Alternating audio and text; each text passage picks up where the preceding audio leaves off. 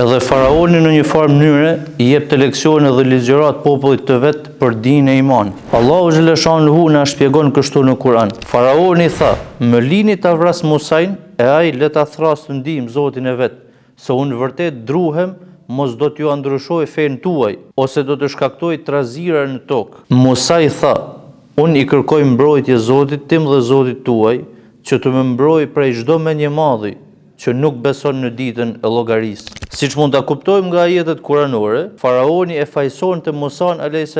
se ai po përhapte për çamje dhe urrëtie, dhe në krahun tjetër ai I fliste popullit të vet sikur donte t'ju harunte fenë, dinin e imanin dhe Allahun.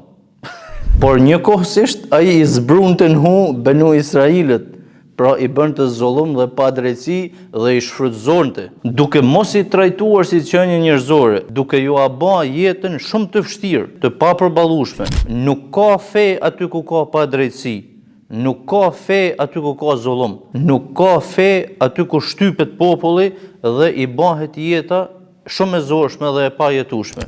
Musa a.s.